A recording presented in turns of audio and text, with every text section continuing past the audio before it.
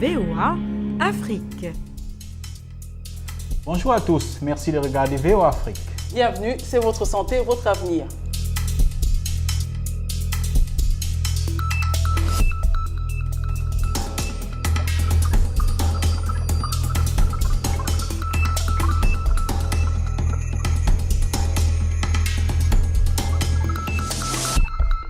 Votre santé, votre avenir, c'est votre rendez-vous hebdomadaire consacré à la santé et au bien-être. Cette semaine, nous parlons de la tuberculose chez les personnes vivant avec le VIH-Sida.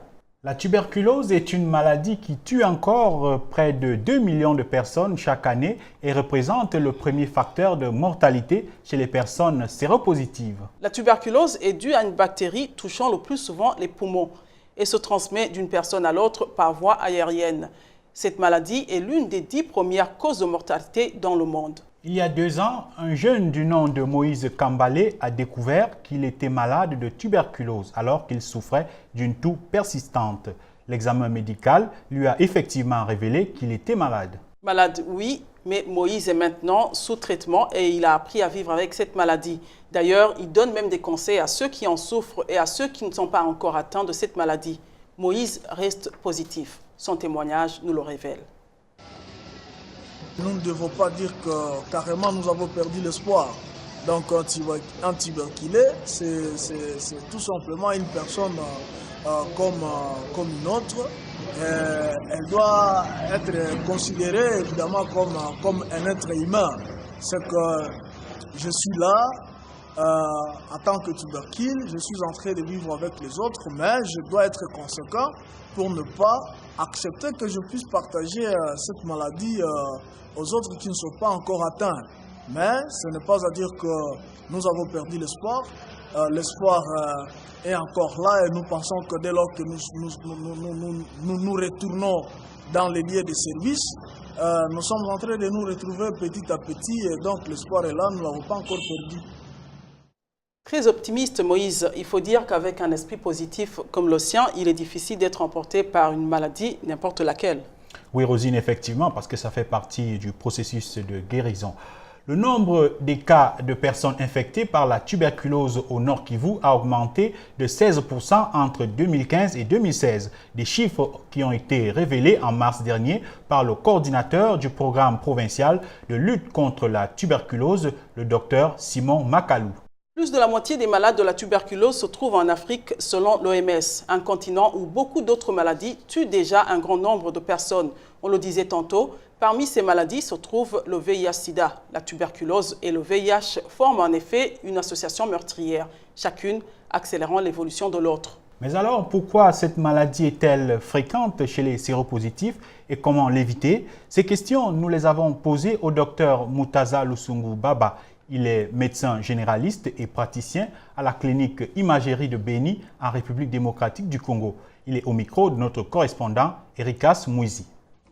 La tuberculose, n'est-ce pas, c'est une maladie qui attaque lorsque nous avons un terrain dont l'immunité a diminué. Par exemple, les gens qui sont mal nourris, vous voyez. Il y a aussi la promiscuité des milieux pauvres où les gens sont entassés.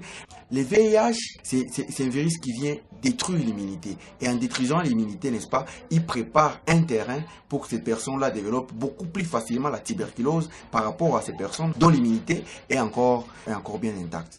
Il faut comprendre que cette maladie-là, elle se transmet par les gouttelettes de fluide qu'on émet, lorsqu'on crie, lorsqu'on chante, lorsqu'on tousse, n'est-ce pas? Et c'est par cette voie-là que ces gouttelettes vont entrer dans la circulation. Les personnes qui souffrent de la tuberculose pulmonaire, elles doivent vivre dans un endroit qui est bien aéré. Ça, c'est le premier élément. Et un deuxième élément, il faudra quand même, n'est-ce pas, qu'il évite d'utiliser, et ça on le fait encore chez nous, les mêmes gobelets, mêmes plats que les gens qui sont encore, les personnes qui sont encore saines, pour éviter, n'est-ce pas, que ces crachats-là puissent les contaminer parce qu'on ne sait jamais. Voilà, il y a toutes ces mesures-là et autre chose, la personne doit suivre les soins. Les patients de la tuberculose sont des personnes souvent affaiblies et isolées qui n'ont plus l'occasion de travailler pour subvenir à leurs besoins. Plus grave encore, lorsqu'ils sont encore jeunes et vivent dans un contexte de pauvreté. Ils peuvent devenir un fardeau pour la société. C'est donc pour leur venir en aide qu'un centre d'encadrement et de professionnalisation des jeunes a eu l'idée de récupérer et de former ces jeunes. Kaindo Kolongo Piero est le président de ce centre. Il nous parle de ce qu'ils font pour aider ces jeunes malades de la tuberculose. Tout au début, il y a ce que nous appelons la stigmatisation. Et au fil du temps, nous avons en tout cas balayé ou éliminé cette stigmatisation. Ici, quand ils étaient arrivés, et nous les avions mis sous formation de se reconnaître comme toute autre personne, et que s'ils parvenaient à s'abstenir ou à mettre en pratique toutes les théories, tous les conseils prodigués par nos agents sanitaires, ils doivent vivre comme tout le monde. Nous avions vu utile d'encadrer nos jeunes dans la professionnalisation des jeunes et surtout dans la prise en charge du contrôle sanitaire. S'ils parvenaient à nous atteindre, nous aurons en tout cas l'état de les encadrer et de les donner les techniques pour ne fût-ce que s'épargner ou vivre avec cette maladie. Ça a beaucoup de difficultés puisque nous en avons au moins l'expérience de 2003 à 2017. En tout cas, nous avons vu et nous avons expérimenté cette maladie. Et puis, Rosine, des centres comme celui-là sont d'une grande importance dans la lutte contre cette maladie. Tout à fait, Mohamedou. Ils offrent plus que de la formation professionnelle. Ce sont des endroits où l'on recouvre l'espoir de vivre. Effectivement, Rosine. Place maintenant à la question des téléspectateurs sur Facebook, une rubrique qui vous donne l'opportunité de poser des questions sur la santé et d'avoir la réponse d'un expert.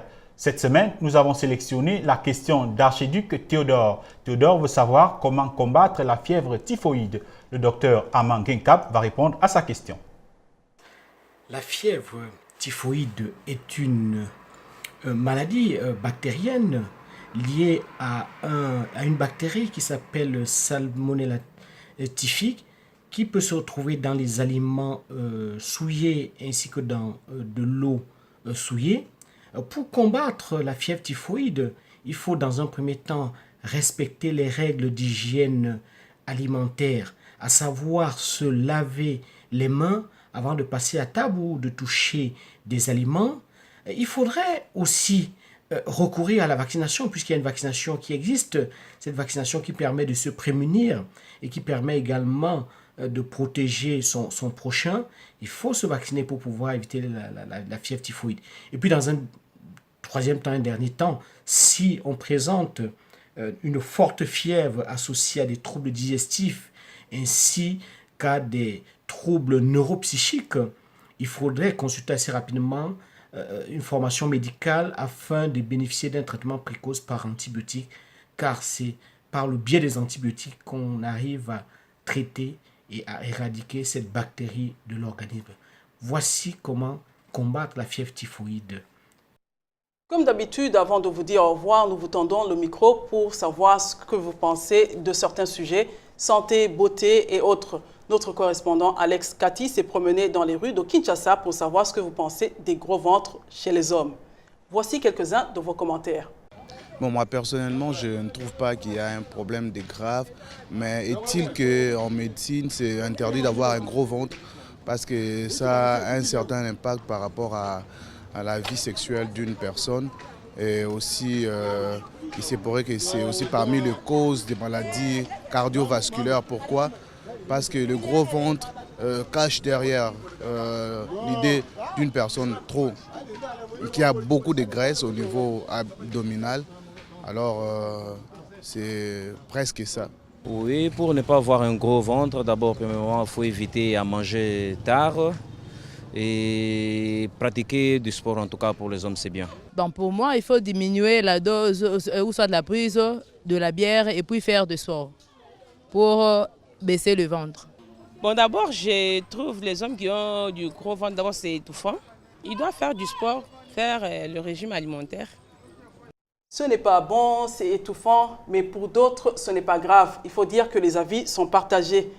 Vous pouvez continuer à discuter de ce sujet chez vous dans vos salons. Mais pour nous, il est temps de vous dire au revoir. Et oui, c'est ici que s'achève cette édition de Votre Santé, Votre Avenir, une édition qui était consacrée à la tuberculose. Pour en savoir davantage sur cette maladie ou sur d'autres sujets de santé, visitez notre site web voafrique.com. Envoyez-nous aussi vos questions sur la page Facebook de VOA Afrique. Merci de nous avoir suivis. Au revoir. À très bientôt.